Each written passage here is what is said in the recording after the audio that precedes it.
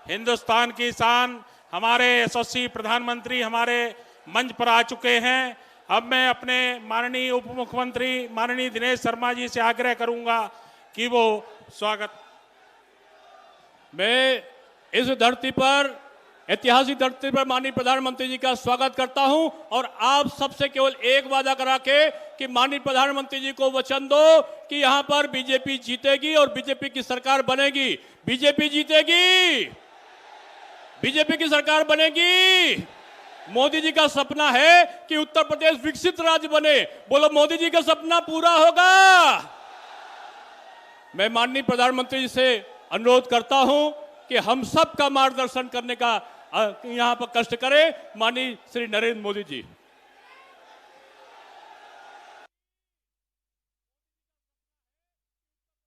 राज्य बने। बोलो, मोदी जी का सपना पूरा होगा। मैं माननीय प्रधानमंत्री जी से अनुरोध करता हूं कि हम सब का मार्गदर्शन करने का यहां पर कष्ट करें। माननीय श्री नरेंद्र मोदी जी।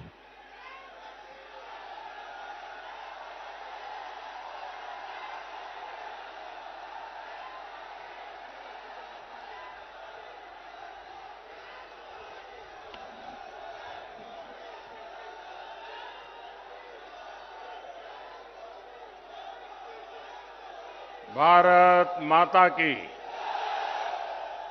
भारत माता की।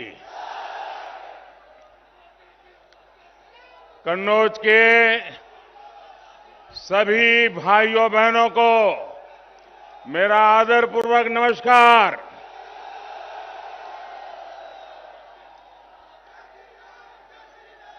आप सभी इतनी बड़ी संख्या में भारतीय जनता पार्टी को आशीर्वाद देने आए हैं।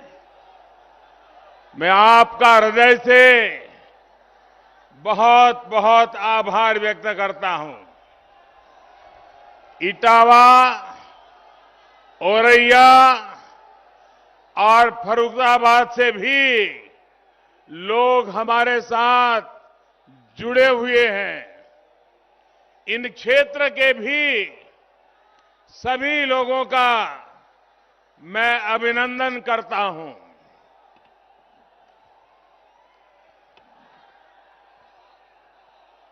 कन्नौज की आबो हवा में इत्र की खुशबू तो होती ही है,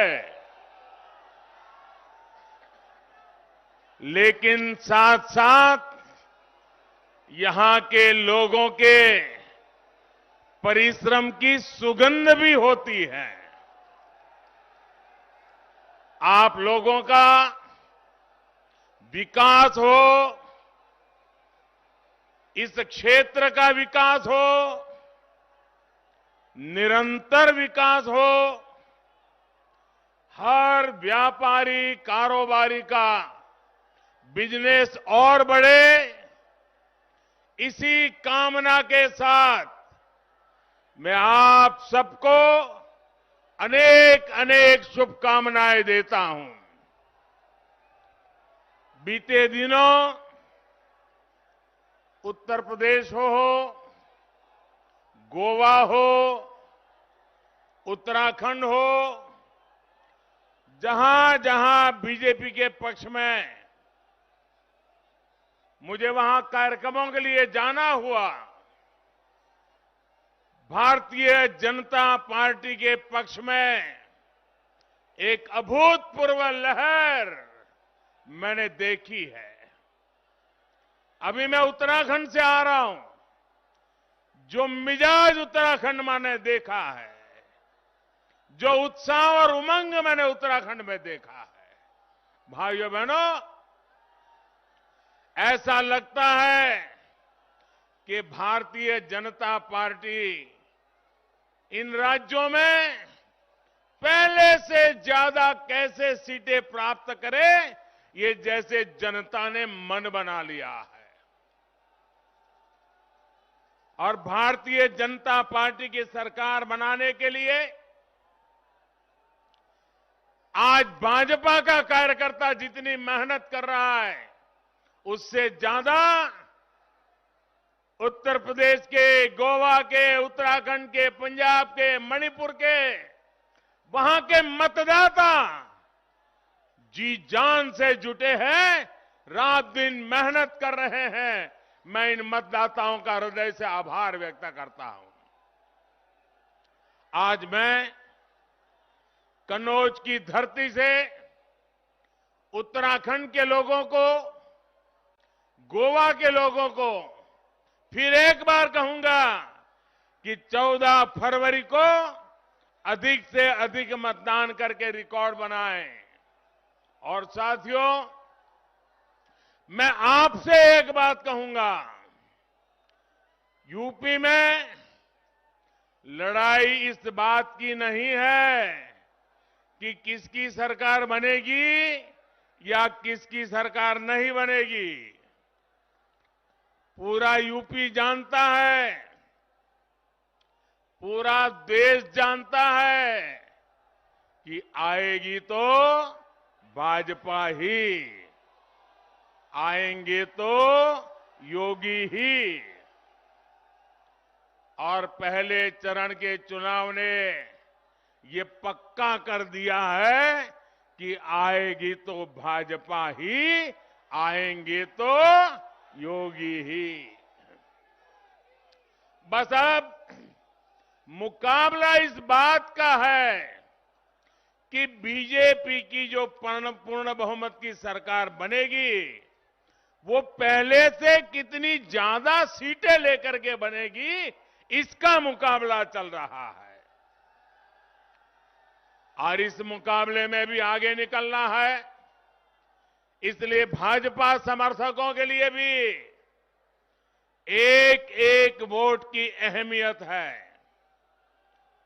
योगी जी आज फ्रंट फुट पर जो मोर्चा संभाले हैं, तो उसके पीछे भी आपके एक एक वोट की ताकत है, आपके समर्थन की ताकत है। हमें मिलकर इस ताकत को और बढ़ाना है। भाइयों और बहनों, पहले चरण के मतदान ने एक और बात साफ की है। 2 दिन से गौर परिवारवादियों को सपने दिखना बंद हो गए हैं।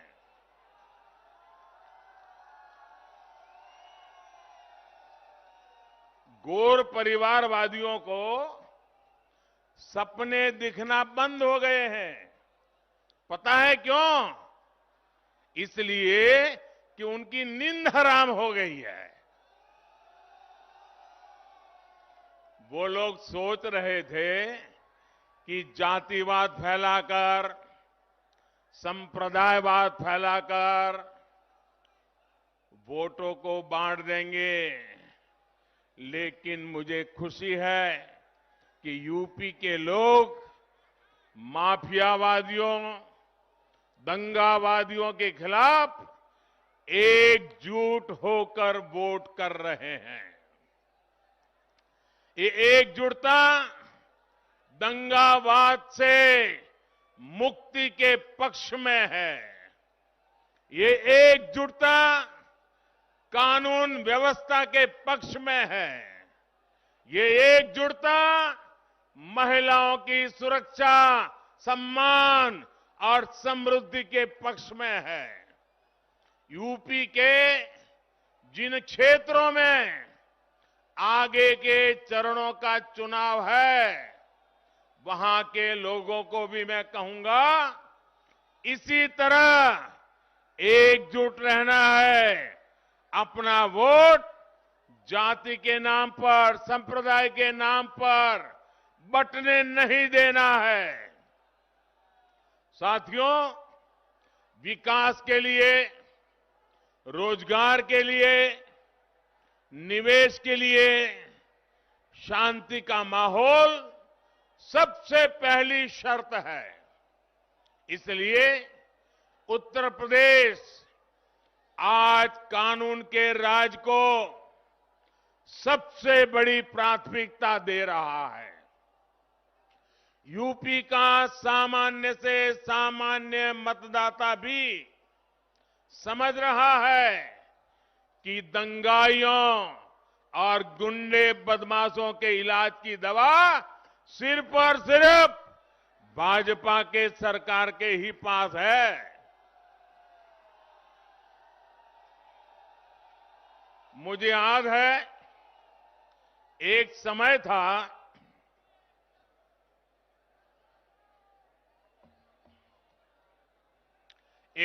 था जब गुजरात में भी ऐसी ही स्थिति थी।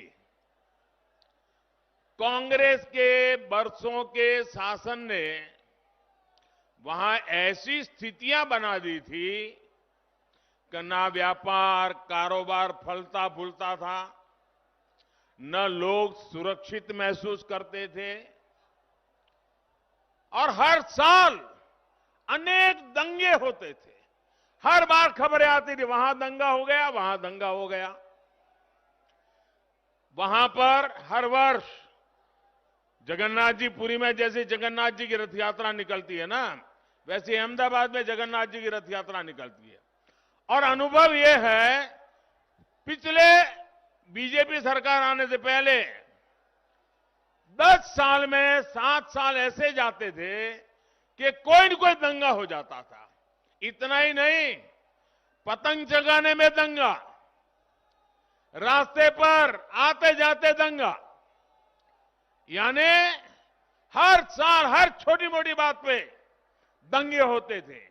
और दंगों की वजह से कर्फ्यू लगता था, संपत्ति जलती थी, हत्याएं होना तो आम बात हो गई थी। लोगों को मोहल्ले के मोहल्ले खाली करके भागना पड़ता था, और इसके बाद खाली मकानों को सस्ते में खरीदकर उस इलाके की पहचान भी बदल दी जाती थी।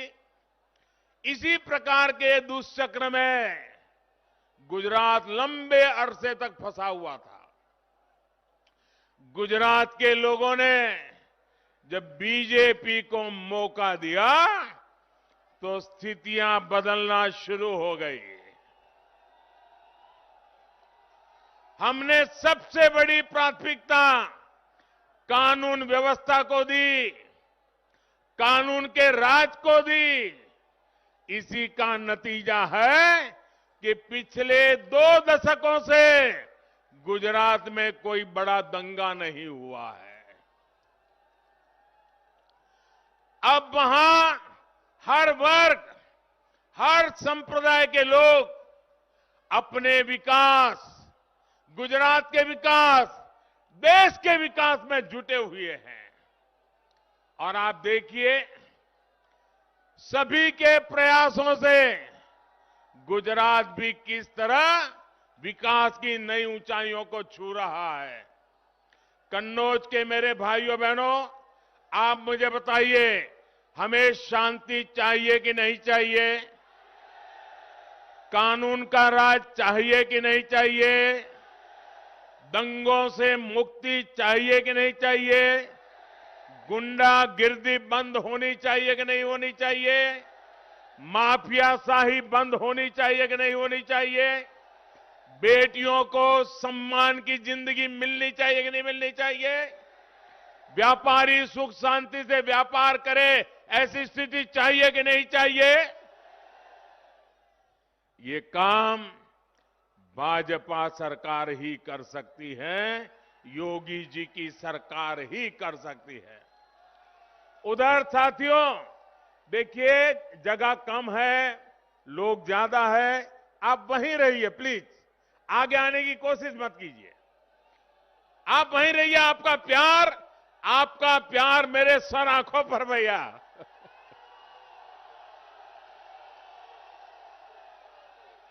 ये आपका प्यार ही है जो मुझे दिन रात काम करने के लिए दौड़ाता रहता है। आपके प्यार को 100 सलाम।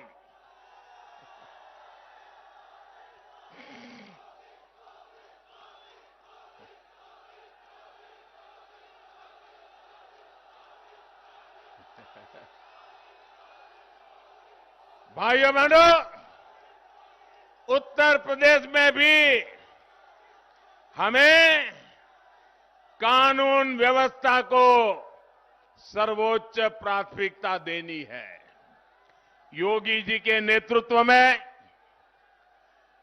यूपी ने जिस प्रकार दंगों को रोका है, हमें उसे स्थायी स्वरूप देना है।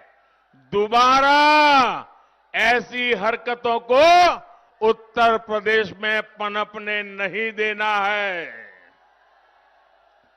भाइयों और बहनों, सिर्फ विकास की बातें करने से विश्वास नहीं आता, लेकिन जब नीयत साफ होती है, मेहनत दिन रात होती है, जनता के सुख दुख की चिंता होती है, तभी सामान्य मानवी के मन में विश्वास पैदा होता है।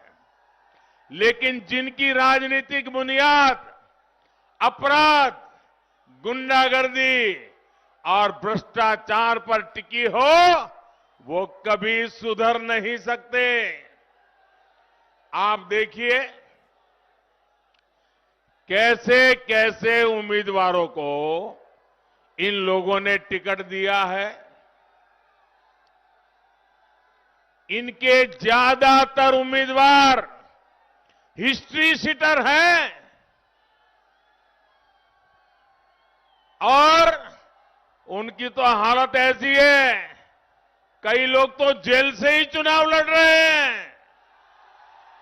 साथियों, लोकतंत्र की व्याख्या करते हुए पूरे विश्व में एक बात कही जाती है, लंबे अरसे से कही जाती है और कहा जाता है, government of the people, by the people, for the people.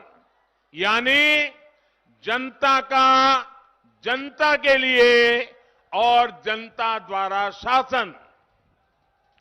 हमारे देश की गैर परिवारवादी पार्टियों ने लोकतंत्र की इस भावना को ही बदल दिया। ये लोगों का मंत्र क्या बन गया है, ये लोग क्या कहते हैं, उनका सूत्र क्या है?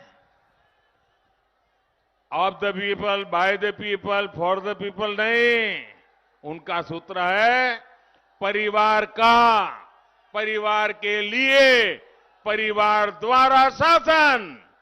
Government of the family, by the family, for the family.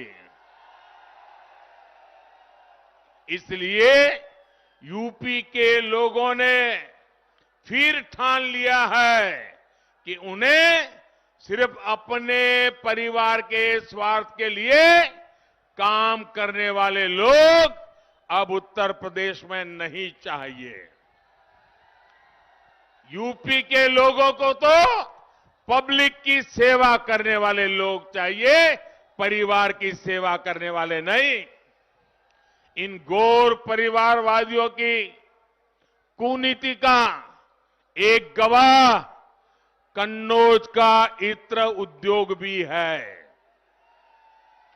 इन्होंने अपने भ्रष्टाचार से, अपने काले कारनामों से यहां के इत्र कारोबार को भी बदनाम किया। इन्होंने इत्र को करप्शन से जोड़ दिया। हम इस इत्र को ग्लोबल ब्रांड बनाने में जुटे हुए हैं। दुनिया में कन्नौज के इत्र का डंका बजे, इसके लिए हम काम कर रहे हैं। साथियों, पहले की सरकारों के समय उत्तर प्रदेश के जिलों की पहचान, यहां पहले जिलों की पहचान कैसे होती थी? फलाना जिला, फलाना माफिया, वो जिला, वो माफिया, उधर वाला जिला, वो बदमाश। जिलों की पहचान ऐसे ही माफियाओं से होती थी। 5 वर्ष के भीतर भीतर अब योगी जी की सरकार के समय यूपी के जिलों की पहचान वहां के उत्पादों से हो रही है। 1 डिस्ट्रिक्ट 1 प्रोडक्ट के तहत योगी जी की सरकार ने औरैया के देसी घी को भी अंतर्राष्ट्रीय पहचान दिलाने में मदद की है। इटावा के बुनकरों द्वारा बनाए उत्पाद देश विदेश में धूम मचाए, इसके लिए भी प्रोत्साहन दिया जा रहा है। यूपी में ऐसे उत्पादों को अंतर्राष्ट्रीय मार्केट तक पहुंचाने के लिए भी काम हो रहा है। अब तो बुंदेलखंड एक्सप्रेसवे भी जल्द तैयार होने वाला है। इसका भी लाभ औरैया और इटावा सहित इस पूरे क्षेत्र को होने वाला है। साथियों, गांव, गरीब, किसान, पशुपालक सभी का जीवन बेहतर बनाने के लिए भी हम दिन रात काम कर रहे हैं। हमारे यहां पशुधन का क्या महत्व है, ये हमारे गोपालकों से बेहतर कौन बता सकता है। बीते वर्षों में हमारी सरकार ने गोबर धन योजना की शुरुआत की, राष्ट्रीय कामधेनु आयोग का गठन किया, डेयरी सेक्टर के इंफ्रास्ट्रक्चर के लिए हजारों करोड़ रुपए का विशेष फंड बनाया। हमने पहली बार पशुपालकों, मछली पालन से जुड़े लोगों को, उनको भी किसान क्रेडिट कार्ड की सुविधा हमारी सरकार ने दी है। साथियों, कोरोना की वजह से आज देश में लोगों के टीकाकरण की बहुत चर्चा हो रही है। कोरोना के कारण सबको पता है टीकाकरण कितना बड़ा काम होता है, कितनी मेहनत होती है, कितने लोग काम करते, सबको पता है। लेकिन एक बात मैं बताता हूं जिसकी बहुत चर्चा नहीं हो रही है, लोगों के ध्यान में भी नहीं आता है। क्यों?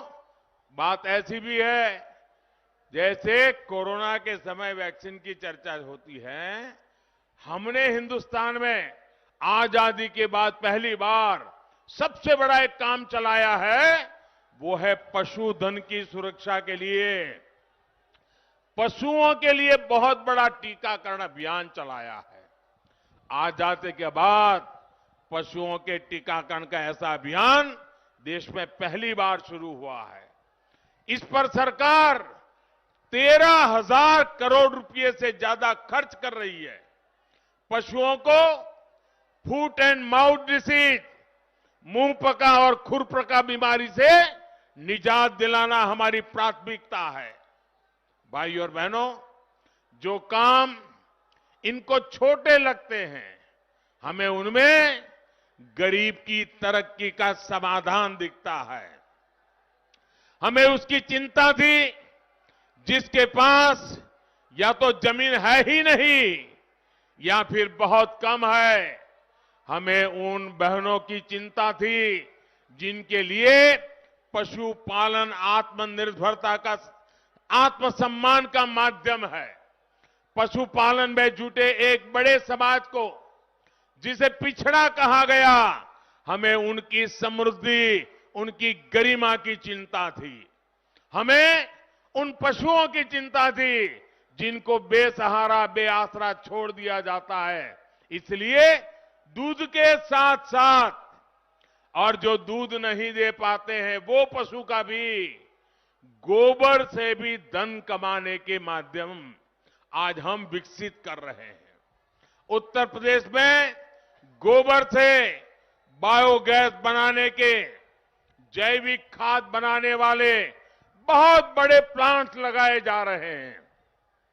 साथियों, हमारी सरकार नेचुरल फार्मिंग को भी बढ़ावा दे रही है।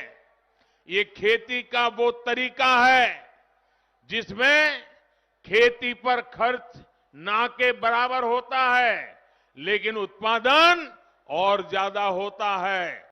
इसमें भी हमारे पशुधन की भूमिका है। देश के अनेक राज्यों के किसान आज केमिकल फ्री खेती कर रहे हैं, नेचुरल फार्मिंग कर रहे हैं और पहले से ज्यादा पैसा कमा रहे हैं। जो पशु कुछ लोगों को बोझ लगते हैं, वही पशु अब किसानों की कमाई बढ़ाने में मदद करने जा रहे हैं। अभी कुछ दिन पहले मेरी काशी से ऐसे कई किसानों से मुलाकात हुई थी। नेचुरल फार्मिंग का ये तरीका उत्तर प्रदेश के छोटे किसानों के लिए भी बहुत लाभकारी है। उनके अनुभव सुनकर के मुझे इतना आनंद आया। उन्होंने खेती में क्रांति का काम किया है। भाइयों और बहनों, कनौज को विशेष ध्यान में रखते हुए हमारी सरकार एक और अभियान चला रही है। मधुमक्खी पालन को बढ़ावा देने के लिए भाजपा सरकार ने 500 करोड़ रुपए का एक राष्ट्रीय अभियान शुरू किया है। इससे यहां के लोगों को दो तरह के लाभ मिलेंगे। एक तो मधुमक्खियों से फूलों की खेती को मदद मिलेगी, यानी एक तरह से इत्र उद्योग को सीधी मदद मिलेगी।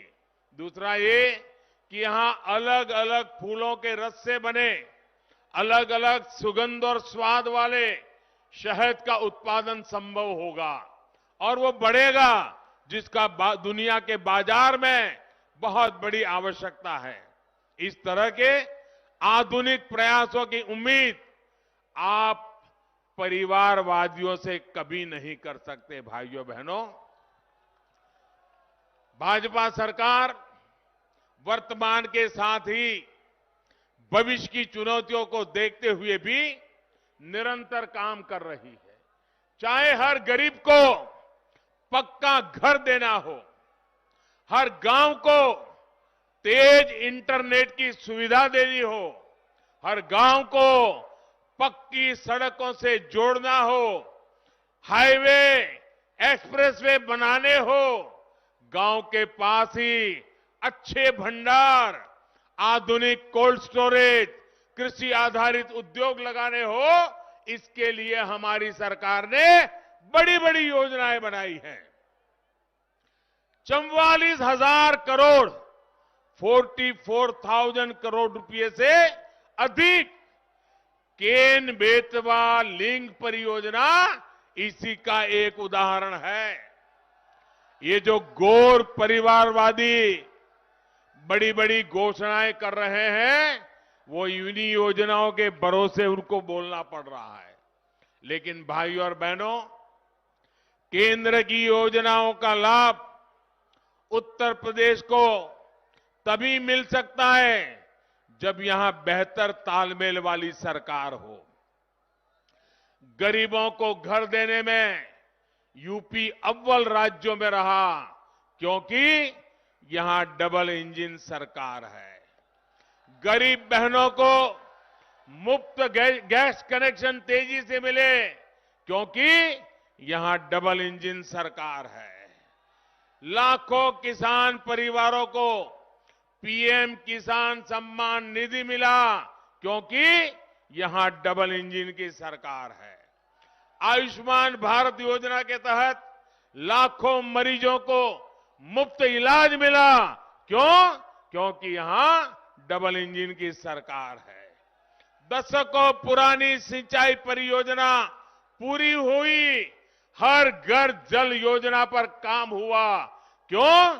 क्योंकि यहां पर डबल इंजन की सरकार है। साथियों, ये डबल इंजन की सरकार ही है जिसके कारण 100 साल के सबसे बड़े संकट का, कोरोना महामारी का यूपी ने डटकर मुकाबला किया। ऐसा संकट अगर उनके जमाने में आया होता, 2017 से पहले आया होता, तो उत्तर प्रदेश को बहुत बड़ी समस्या हो जाती। इनका काम तब भी बोलता था कि यूपी के लोगों के विरोधी है, इनका काम अब भी यही बोलता है। इन्होंने मेड इन इंडिया टीकों को भाजपा का टीका बताकर गरीबों के जीवन से बहुत बड़ा खिलवाड़ करने की कोशिश की। हमारी सरकार पूरी शक्ति से जुटी है कि यूपी के एक एक गरीब को कोरोना की वैक्सीन लग जाए, लेकिन इन लोगों ने इस अभियान में भी बाधा डालने की कोशिश की। आप अंदाजा लगाइए साथियों, अगर गरीबों को कोरोना वैक्सीन नहीं लगी होती तो इस लहर में मेरे सभी भाइयों बहनों का, मेरे उत्तर प्रदेश के नागरिकों का क्या हाल हुआ होता। हमारी सरकार ने गरीब का, सामान्य मानवी का जीवन बचाने के लिए सबको मुफ्त वैक्सीन लगवाई और आज भी लगवा रही है। मैं कन्नौज के इटावा, औरैया, फर्रुखाबाद और यूपी के हर व्यापारी, हर कारोबारी, हर दुकानदार से एक बात विशेष तौर पर कहूंगा। एक बार सोचिए कि अगर हमारी सरकार ने तेजी से सबको वैक्सीन लगवाई न होती, अगर हम ये काम न कर पाते तो क्या होता।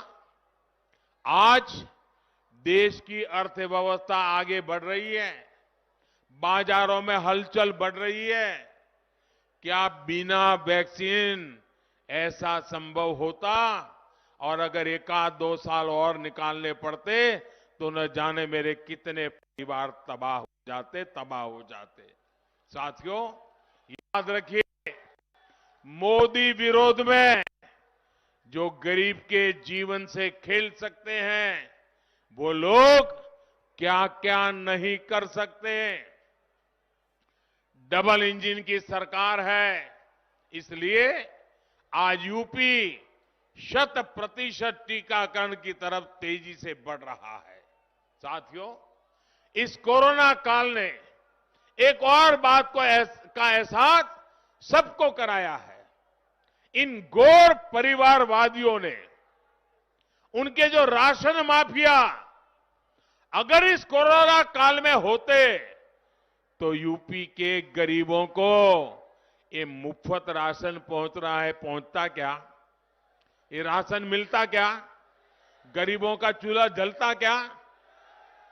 मेरे प्यारे भाइयों बहनों, यूपी के गरीबों, दलितों, पिछड़ों को तो भूखमरी का सामना करना पड़ता। दिल्ली से जो राशन हम भेजते उसको इनका माफिया अपने गोदामों में बंद कर देता, ब्लैक में बाजारों में बिकवाता। ये डबल इंजन की सरकार है जो महामारी के इस समय में बीते कई महीनों से गरीब को मुफ्त अनाज दे रही है। और यूपी के लोग, यूपी के गरीब याद रखें, इन गौर परिवारवादियों की आंखों में एक गरीब कल्याण की योजनाएं उनको खटक रही है। पहला मौका मिलते ही वो इन योजनाओं को, उसका लाभ गरीबों तक पहुंचना बंद कर देंगे और उनकी ये माफिया कंपनी, कटकी कंपनी सब कुछ तबाह कर देगी। भाइयों और बहनों, डबल इंजन सरकार कैसे काम करती है वो शिक्षा और स्वास्थ्य के क्षेत्र में भी दिखता है। यहां स्वास्थ्य सुविधाओं के अभाव में गरीबों को, हमारी बहनों को लखनऊ, दिल्ली तक जाना पड़ता था, लेकिन अब medical college, super speciality hospital, paramedical institute यहीं बन रहे हैं। इससे स्वास्थ्य सुविधाएं तो बेहतर होगी ही, यहां के युवाओं के लिए डॉक्टरी और पैरामेडिकल के क्षेत्र में जाने का एक अवसर भी बढ़ेगा। और जितनी मात्रा में हम मेडिकल कॉलेजेस बना रहे हैं, इतना ही नहीं, अब हमारे यहां मेडिकल कॉलेज में अपनी भाषा में, अपनी मातृभाषा में हमारे नौजवान पढ़ सकेंगे। हमारी बेटियां पढ़ सकेगी। इसका मतलब ये हुआ कि जो अंग्रेजी नहीं पढ़ा है, जिसको गरीबी के कारण अंग्रेजी की शिक्षा नहीं मिली है, वो परिवार का बच्चा भी अगर उसमें दमखम है तो हिंदी में पढ़ करके भी वो डॉक्टर बनेगा और अपनी जिंदगी भी बनाएगा। भाइयों और बहनों, सबका साथ सबका विकास क्या होता है, ये युवाओं के लिए हमारी नीति में भी दिखता है। भारतीय जनता पार्टी ने सामान्य वर्ग के गरीबों को भी 10% आरक्षण की सुविधा दी है। ये भी हमारे दलित वर्ग के, हमारे ट्राइबल वर्ग के, SC ST के भाई बहनों या पिछड़ा वर्ग के जो भाई बहन हैं, उनके आरक्षण का अधिकार को जरा भी तकलीफ दिए बिना उसको बरकरार रखते हुए करने का काम हमने किया है। जो सालों से मांग हो रही थी, इनको परवाह नहीं थी। साथियों, अनुसूचित जाति, अनुसूचित जनजाति के हमारे लोकसभा और विधानसभाओं के साथियों के लिए आरक्षण को 10 साल तक और बढ़ाने का काम भी हमारी भाजपा सरकार ने किया है। ओबीसी कमीशन को संवैधानिक दर्जा देने के लिए 3-3 दशक से मांग हो रही थी। इतनी सरकारें आई, यहां के ये सपा वाले भी उस सरकार में भागीदार थे, लेकिन उन्होंने कभी ओबीसी को यह अधिकार नहीं दिया। ये मोदी की सरकार आने के बाद हमने ओबीसी कमीशन को संविधान अधिकार देकर के ओबीसी की मांग को हमने पूरा किया है। देश भर में केंद्र सरकार के कोटे में जो मेडिकल सीटें होती हैं, उनमें भी ओबीसी को आरक्षण देने का फैसला भी भाजपा सरकार का एक बड़ा निर्णय है। कुछ दिन पहले सरकार ने एक और बड़ा फैसला किया है। अब प्राइवेट मेडिकल कॉलेजों को भी अपनी आधी सीटें, 50% सीटों की फीस सरकारी मेडिकल कॉलेजों के बराबर रखनी होगी। इसका बहुत बड़ा लाभ हमारे मध्यम वर्ग के परिवार, हमारे निम्न वर्ग मध्यम वर्ग के परिवार जो बेचारे कुछ ज्यादा खर्च नहीं कर सकते हैं, वे भी अब अपने बच्चों को डॉक्टर बना सकते हैं। भाइयों बहनों, गरीब, दलित, पिछड़े वर्ग के लोग भी ये जो हमने सारी व्यवस्थाएं बदली है, आराम से वो अपने सपने पूरे कर सकते हैं। साथियों, राष्ट्रीय शिक्षा नीति की वजह से भी उत्तर प्रदेश के युवाओं को बहुत मदद मिलने वाली है। हिंदी मीडियम में, जैसे मैंने कहा, ये पढ़ने वाले छात्रों को भी, गांव और गरीब परिवारों के युवाओं को भी डॉक्टर बनना है, इंजीनियर बनना है, टेक्निकल एजुकेशन लेना है, वो आराम से ले पाएगा। उसको जो मुश्किलें आती थी वो अब जाएगी। और इसलिए भाइयों बहनों, हमने पढ़ाई में ये सारे विकल्प आप भी दिया हुआ है।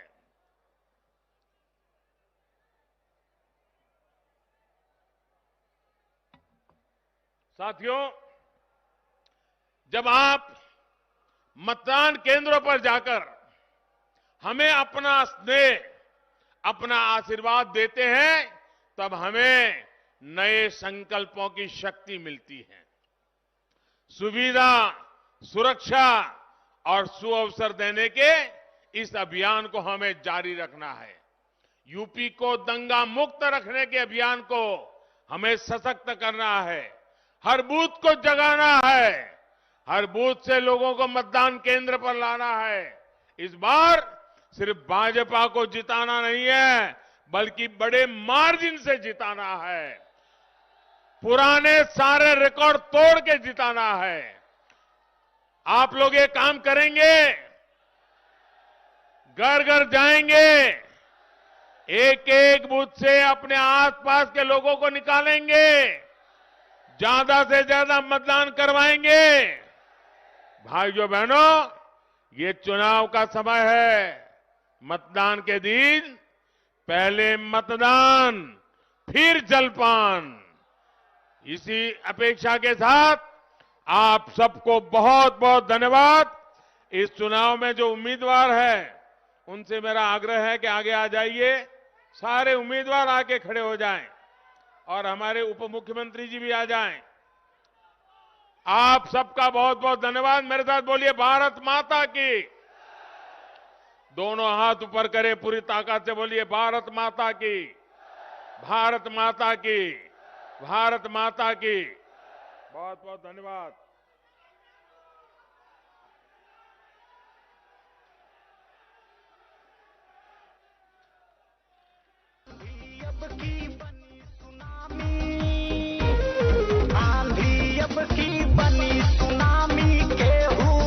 आज कन्नौज की मां अन्नपूर्णा की धरती पर हम सबके बीच विश्व के जनप्रिय नेता भारत सरकार के माननीय प्रधानमंत्री माननीय नरेंद्र मोदी जी, जिनका हम सबको आज आशीर्वाद मिला है और निश्चित रूप से 30 फरवरी को हमारी सारी विधानसभाओं में भारतीय जनता पार्टी के प्रत्याशी विजयी होंगे।